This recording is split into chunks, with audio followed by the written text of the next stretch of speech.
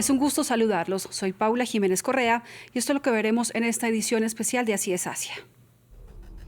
China lanzó desde un submarino un misil balístico de largo alcance hacia el Pacífico, un ensayo inusual que además de rechazo despertó la alerta de sus vecinos ante la opacidad de los planes militares de Beijing en la región. Conoceremos los alcances y el contexto de este lanzamiento. Más dinero por más hijos. Esa es la apuesta del gobierno de Vietnam para frenar el desplome de la natalidad y un rápido envejecimiento poblacional que amenaza el relevo generacional de su milagro económico. Conoceremos cómo es la vida de los reclusos latinoamericanos en una cárcel de Japón. Barreras culturales y de idioma hacen que el cumplimiento de su condena sea más difícil de llevar. El reciente lanzamiento de un misil balístico por parte de China despertó el rechazo de sus vecinos, que lo consideran una provocación en un momento en que la región se blinda con alianzas militares ante la expansión de Beijing. El proyectil de largo alcance, equipado con una ojiva simulada, fue disparado desde un submarino de propulsión nuclear. Según el gobierno chino, se trató de un ejercicio rutinario que no apuntaba a ningún país y que se ejecutó bajo las normas del derecho internacional. Para hablar sobre este tema, previamente hablamos con Óscar Armanelli, doctor y magíster en Defensa Nacional y doctor en Ciencia Política, quien actualmente se desempeña como profesor titular en la Escuela Superior de Guerra Conjunta de Argentina, en la Universidad de Belgrano y en la Universidad de Morón. Y le preguntamos en términos prácticos sobre lo que significa el lanzamiento de un misil desde un submarino de propulsión nuclear con una ojiva simulada hacia el Océano Pacífico. Es un salto cualitativo para China, es llegar a su tríada nuclear. En el 2024 lo había hecho de forma terrestre, pero esto era fácilmente rastreable. El hecho de hacerlo de una plataforma submarina hace de que esto no sea rastreable y por eso es el salto cualitativo que este lanzamiento representa. Hace 2 años no se veía una prueba china como estas. En septiembre de 2024 y después de 40 años, China lanzó un misil balístico intercontinental con capacidad nuclear que llevaba una ojiva simulada desde y hacia el Océano Pacífico. ¿Por qué hacerlo ahora? Este es el análisis de nuestro invitado. Es muy oportuna la pregunta, para esto tenemos que remontarnos a que a principios de este año se había caído el tratado START, que esto permitía el control entre Estados Unidos y Rusia de sus ojivas nucleares. China nunca adherió a pero sí tenía un conteo de los arsenales nucleares.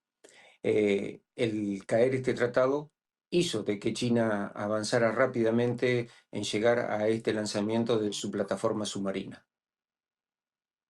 Quizás este lanzamiento está poniendo a prueba las capacidades de respuesta no solo de sus vecinos, sino de Estados Unidos. Esto nos dijo nuestro invitado. Esto ha despertado mucho resquemor en sus vecinos. Australia dice en que esto produce una desestabilización en la región. Nueva Zelanda dice en que este misil fue lanzado próximo a la zona de un área protegida para explosiones nucleares.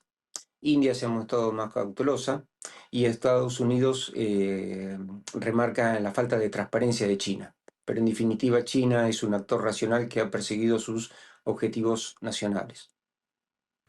Como lo mencionaba el doctor Armanelli, países de la región expresaron su rechazo y a la vez la preocupación por este lanzamiento que demuestra el aumento del poderío militar de China.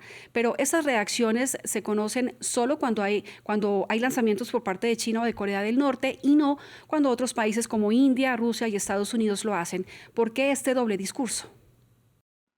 Bueno, este rechazo fundamentalmente porque hay dos tratados de seguridad. Uno es el AUKUS y el otro es el QUAD. En esos tratados participan mayormente Estados Unidos, el Reino Unido, Australia, India y Japón. Entonces, cuando China muestra su aptitud de llegar a esta tríada nuclear que había mencionado anteriormente, lógicamente esto despierta cierto resquemor en su relato y por eso protestan. Pero China lo que está haciendo es tener una capacidad de resiliencia nuclear que hasta el momento no había podido demostrar. ¿Veremos más lanzamientos de este tipo por parte de China en un futuro próximo? Esto nos dijo el doctor Armanelli. Yo creo que sí, va a ser así. Ahí desde la academia existe un realismo ofensivo en donde cada país busca tener un poder relativo con respecto a sus oponentes o a sus adversarios. Y China lo va a seguir haciendo para seguir teniendo esta tríada nuclear. tanto terrestre, aérea o de plataforma submarina como lo acaba de hacer. El pasado mes de mayo, el presidente chino Xi Jinping recibió a su par ruso Vladimir Putin en Beijing, una reunión en la que se consolidó la realización de unos ejercicios militares navales conjuntos que están teniendo lugar actualmente y que coinciden con el lanzamiento de este misil balístico. ¿Qué mensaje quiere dar China? Esto nos dijo el general Armanelli.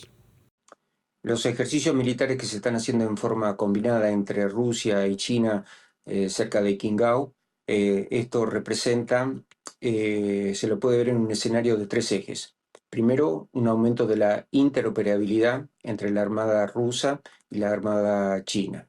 Segundo, estos ejercicios hacen que esto despierte desconfianza, especialmente en Estados Unidos, donde esto le obliga a una distracción estratégica. Y esto hace que ante un hipotético conflicto que pueda surgir en el mar de China o en el estrecho de Taiwán, estos países occidentales no solo se estén enfrentando a un solo país, sino a una coalición formada entre Rusia y China. Agradecemos al doctor Oscar Armanelli por haber aceptado esta invitación de Así es Asia. Más dinero por más hijos. Esa es la consigna del gobierno de Vietnam, que ha anunciado nuevos beneficios para que las parejas que tengan más de 2 hijos y así hacerle frente al rápido envejecimiento de su población, que acarrea situaciones como escasez en la mano de obra y problemas en la red de seguridad social. ¿Cuáles son esos incentivos? Samuel Salgado Castro nos lo cuenta. Durante décadas, familias limitadas por decreto, hoy la urgencia de poblar el futuro. Vietnam ha dado un giro de 180 grados a su política demográfica, ofreciendo bonos económicos y más meses de maternidad para quienes decidan tener un segundo bebé. Una respuesta estatal ante una realidad incómoda, el rápido envejecimiento de su población. Para las nuevas generaciones urbanas, la libertad de decidir no se traduce automáticamente en el deseo de procrear. Nunca me había planteado tener hijos porque creo que es una gran responsabilidad criar a un niño desde cero hasta que se convierte en adulto. El dilema actual ya no es la ley, sino el bolsillo y las aspiraciones profesionales. Creo que el incentivo de $76 es alentador hasta cierto punto como gesto simbólico, pero si la única motivación para tener un segundo hijo es recibir $76, no creo que sea suficiente teniendo en cuenta el esfuerzo que realiza una madre y el costo de criar a un hijo. Por el momento no tengo planes de casarme ni de tener hijos porque quiero centrarme primero en mi carrera. Con un PIB per cápita cercano a los $5.000, la economía de Vietnam vuela, pero sus ciudadanos envejecen a un ritmo inédito en la región. Las Naciones Unidas advierten que los incentivos temporales se quedan cortos frente a barreras estructurales más profundas. Un cheque de estímulo no borra la inflación ni la falta de vivienda.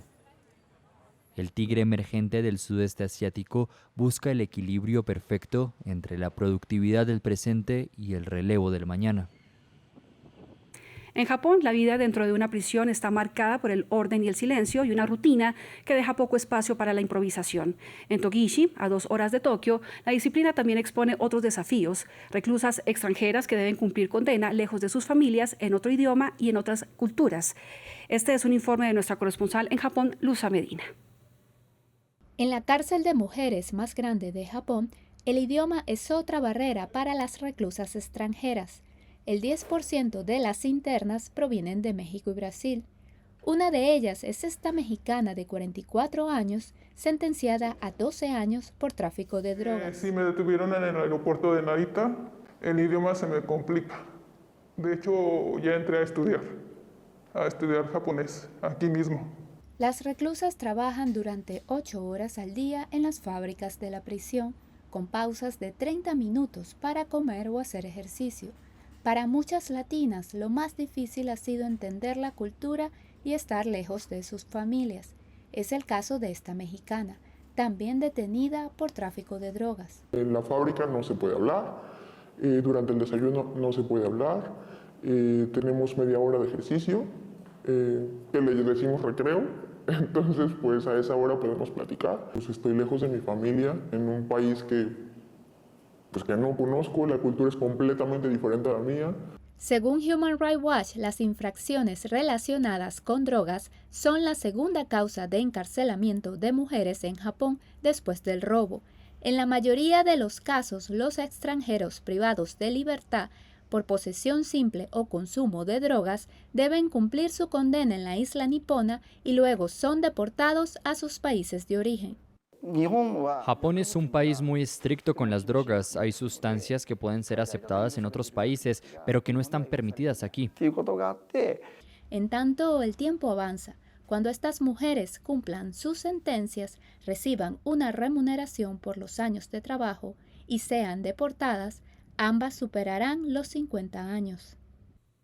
Y para el cierre conoceremos a los murciélagos frugívoros de Bangladesh. Son conocidos como zorros voladores.